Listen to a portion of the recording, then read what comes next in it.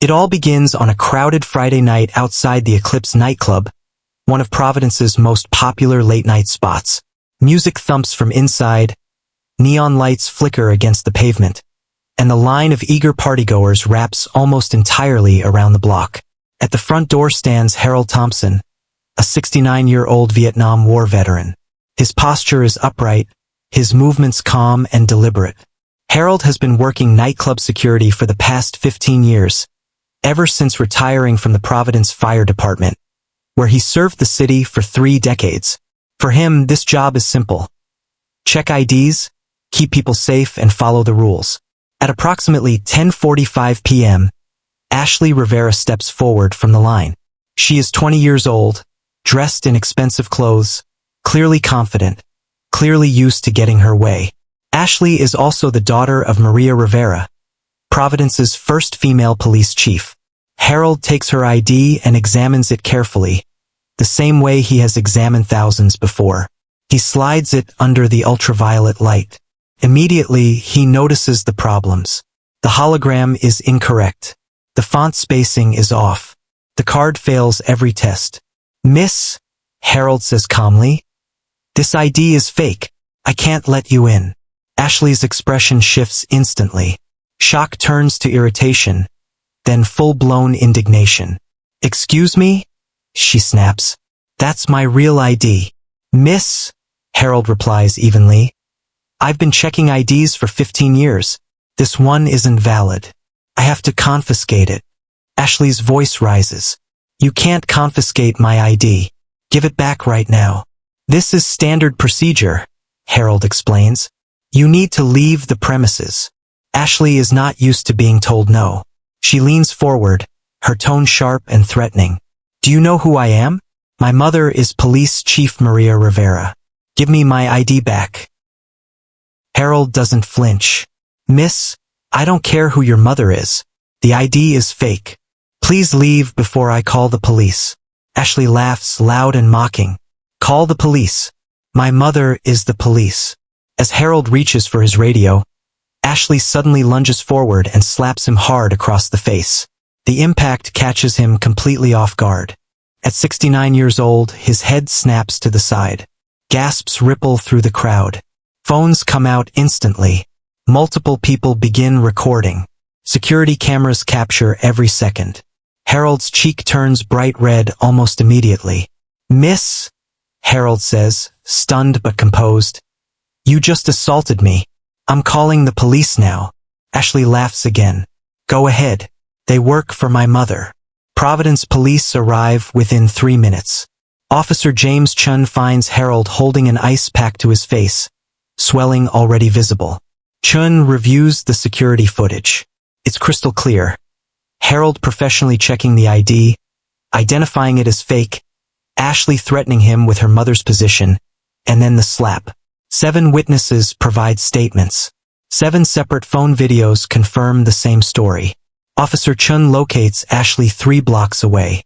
"Miss Rivera," he says firmly, "you're under arrest for assault on an elderly person." Ashley looks at him in disbelief. "You're arresting me? My mother is Police Chief Maria Rivera. She's your boss's boss's boss." As Chun handcuffs her, she sneers, "By tomorrow, you'll be walking a beat in the worst neighborhood." Harold is taken to Rhode Island Hospital for evaluation. At his age, facial trauma is serious. Doctors confirm significant swelling and bruising, though thankfully no fractures. Meanwhile, the videos hit social media. Within hours, they explode. By morning, 2 million views. By noon, 5 million. By evening, 8 million. Justice for Harold trends locally. 3 days later, Ashley Rivera stands before Judge Frank Caprio. The courtroom is packed. News cameras line the media section. Veterans fill the benches, some wearing service medals, others wearing Vietnam-era caps. Security workers from clubs across Providence sit together in uniform. Harold Thompson sits in the front row, bruising still visible on his cheek. Ashley enters the courtroom wearing an expensive designer outfit, handbag perfectly matched, hair styled as if she's headed to brunch. Her confidence borders on arrogance. Her attorney, Marcus Webb, represents one of the most expensive law firms in Providence. Judge Caprio looks down at the file. He has already seen the video like 8 million others. Miss Rivera, he says, you are charged with assault on an elderly person, use of a fake ID, and threatening police officers. How do you plead? Webb stands. Not guilty, Your Honor. The footage does not show full context. Caprio raises an eyebrow. I asked your client. Ashley stands, adjusts her handbag, and smirks. Not guilty. This is ridiculous. Some security guard got aggressive with me. I defended myself. This is only happening because of who my mother is. The courtroom murmurs angrily. Let's watch the video, Judge Caprio says calmly. The footage plays. Every angle, every detail. When it ends, the room is silent.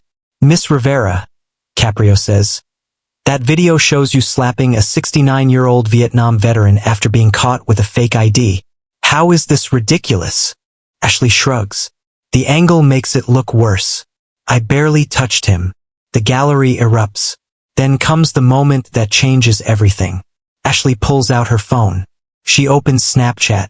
She takes a selfie, Judge Caprio visible in the background. Text overlay, oh, this judge is so dramatic. Another snap. Stuck in court for literally nothing. Another, my mom's gonna fix this anyway. She posts all three. A court reporter notices. A photographer captures the moment. Miss Rivera, Judge Caprio asks sharply, were you just using your phone? No, she lies. Just checking messages. Bailiff, Caprio says. Retrieve her phone. Moments later, Ashley's Snapchat stories appear on courtroom monitors. The room explodes with outrage. Miss Rivera, Caprio says, his voice firm, you've demonstrated complete contempt for this court. He orders Police Chief Maria Rivera to be contacted. When the video call appears, the courtroom sees a woman devastated, furious, ashamed. Chief Rivera watches the footage. She listens to the accusations. Then she speaks. Your Honor, she says, voice heavy. Treat my daughter exactly like anyone else. I failed her by protecting her for too long. She admits dismissing prior charges. She announces her resignation. Ashley breaks down. Judge Caprio delivers the sentence. Jail time, fines, probation, community service with Vietnam veterans, and a formal apology. 6 months later, Ashley stands before Harold at a VA hospital. Her voice shakes as she apologizes. Harold responds calmly. I served so no one would be above the law. That Snapchat, meant as a joke, became the lesson that changed her life. That's justice. That's accountability. And that's the legacy of Judge Frank Caprio.